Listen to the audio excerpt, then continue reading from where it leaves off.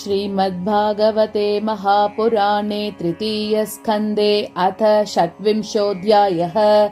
श्रीभगवानुवाच अथ ते सम्प्रवक्ष्यामि तत्त्वानां लक्षणं पृथक् यद्विदित्वा विमुच्येत पुरुषः प्राकृतैर्गुणैः। ज्ञानं निःश्रेयसार्धाय पुरुषस्य आत्मदर्शनं यदाहुर्वर्णयेतत्ते हृदयग्रन्थिभेदनम्। अनादिरात्मा पुरुषो निर्गुणः प्रकृतेः परः प्रत्यग्धामा स्वयं ज्योतिः विश्वं येन समन्वितम्। स एष प्रकृतिं सूक्ष्मां दैवीं गुणमयीं विभुः यदृच्छयैवोपगताम् अभ्यपद्यत लीलया। गुणैर्विचित्रा सृजतीं सरूपा प्रकृतिं प्रजाः विलोक्य मुमुहे सद्यः सैह ज्ञानगूहया। एवं पराभिज्ञानेन कर्तृत्वं प्रकृतेः पुमान् कर्मसु क्रियमाणेषु गुणैरात्मनि मन्यते। तदस्य संसृतिर्बन्धः पारतन्त्र्यं च तत्कृतं भवति अकर्तुरीशस्य साक्षिणो निर्वृतात्मनः। कार्यकारणकर्तृत्वे कारणं प्रकृतिं विदुः भोक्तृत्वे सुखदुःखानां पुरुषं प्रकृतेः परम्। देवहूतिरुवाच प्रकृतेः पुरुषस्यापि लक्षणं पुरुषोत्तम ब्रूहि कारणयोरस्य सदसच्च यदात्मकम्। श्रीभगवानुवाच यत्तत् त्रिगुणम् अव्यक्तं नित्यं सदसदात्मकं प्रधानं प्रकृतिं प्राहुः अविशेषं विशेषवत्। पञ्चभिः पञ्चभिर्ब्रह्म चतुर्भिर्दशभिस्तथा एतश्चतुर्विंशतिकं गणं प्रादानिकं विदुः। महाभूतानि पञ्चैव भूराभोग्निर्मरुन्नभः तन्मात्राणि च तावन्ति गन्धादीनि मतानि मे। इन्द्रियाणि दश श्रोत्रं त्वग्दृक्-रसननासिकाः वाक्करौ चरणौ मेढ्रं पायुर्दशमवुच्यते। मनो बुद्धिरहङ्कारः चित्तम् इत्यन्तरात्मकं चतुर्धा लक्ष्यते भेदो वृत्त्या लक्षणरूपया। एतावानेव संख्यातो ब्रह्मणः सगुणस्य सन्निवेशो मया प्रोक्तो यः कालः पञ्चविंशकः। प्रभावं पौरुषं प्राहुः कालमेकयतो भयम् अहङ्कारविमूढस्य कर्तुः प्रकृतिं ईयुषः। प्रकृतेर्गुणसाम्यस्य निर्विशेषस्य मानवी चेष्टा यतः स भगवान् काल इत्युपलक्षितः। अन्तः पुरुषरूपेण कालरूपेण यो बहिः समन्वेत्येष सत्त्वानां भगवानात्ममायया। दैवाच्छुभितधर्मिण्यां स्वस्यां योनौ परः पुमान् आदत्तवीर्यं सासूत महत्तत्त्वं हिरण्मयम्। विश्वमात्मगतं व्यञ्जन् कूटस्थो जगदङ्कुरः स्वतेजसा अपिबत् तीव्रम् आत्मप्रस्वापनं तमः। यत्तत् सत्त्वगुणं स्वच्छं शान्तं भगवतः पदं यदाहुर्वासुदेवाख्यं चित्तं तन्महदात्मकम्। स्वच्छत्वम् अविकारित्वं शान्तत्वम् इति चेतसः वृत्तिभिर्लक्षणं प्रोक्तं यतापां प्रकृतिः परा। महत्तत्त्वाद् विकुर्वाणात् भगवद्वीर्यसम्भवात् क्रियाशक्तिरहङ्कारः त्रिविधः समपद्यत। वैकारिकस्तैजसश्च तामसश्च यतो भवः मनसश्चेन्द्रियाणां च भूतानां महतामपि। सहस्रशिरसं साक्षात् यमनन्तं प्रचक्षते संकर्षणाख्यं पुरुषं भूतेन्द्रियमनोमयम्। कर्तृत्वं करणत्वं च कार्यत्वं चेति लक्षणं शान्तघोरविमूढत्वम् इति वा स्यादहं कृतेः। वैकारिकात् विकुर्भाणात् मनस्तत्त्वमजायत यत्सङ्कल्पविकल्पाभ्यां वर्तते कामसम्भवः।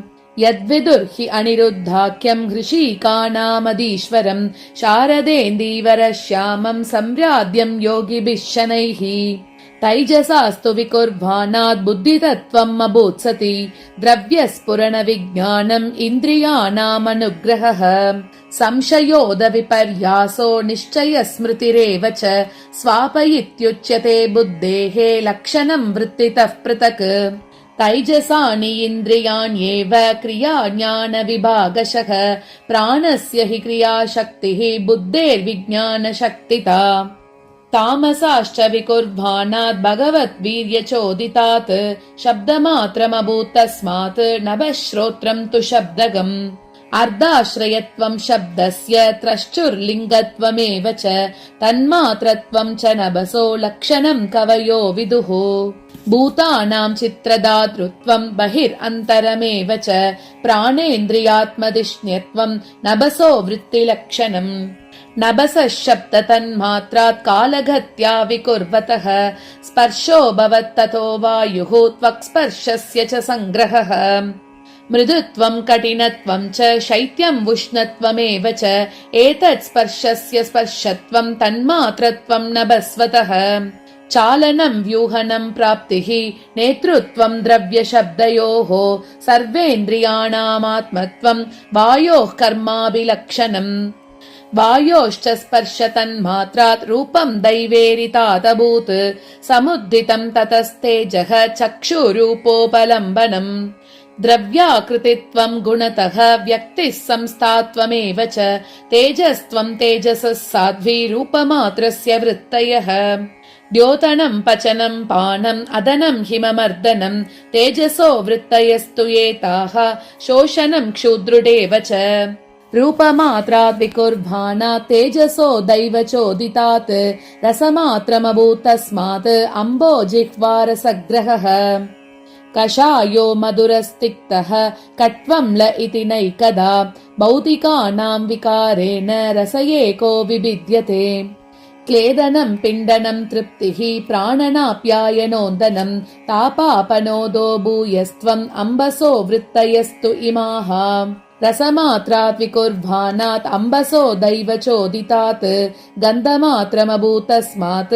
पृथ्वीघ्राणस्तु गन्धगः करम्बपूति सौरभ्य शान्तोग्राम्लादिभिः पृथक् द्रव्यावयववैषम्यात् गन्ध एको विभिद्यते भावनम् ब्रह्मणस्थानम् धारणम् सद्विशेषणम् सर्वसत्त्वगुणोद्भेदः पृथिवीवृत्तिलक्षणम् नभो गुणविशेषोऽर्थो यस्य तत् श्रोत्रमुच्यते वायोर्गुणविशेषोऽर्थो यस्य तत् स्पर्शनम् विदुः तेजो गुणविशेषोऽर्थो यस्य तत् चक्षुरुच्यते अम्बो गुणविशेषोऽर्थो यस्य तत् रसनम् विदुः भूमेर्गुणविशेषोऽर्थो यस्य सघ्राणवुच्यते परस्य दृश्यते धर्मो ह्यपरस्मिन् समन्वयात् अतो विशेषो भावानाम् भूमावेव उपलक्ष्यते ततस्तेनानुविद्धेभ्यो युक्तेऽप्योण्डम् अचेतनम् उत्थितम् पुरुषो यस्मात् उदधिष्ठदसौ विराट्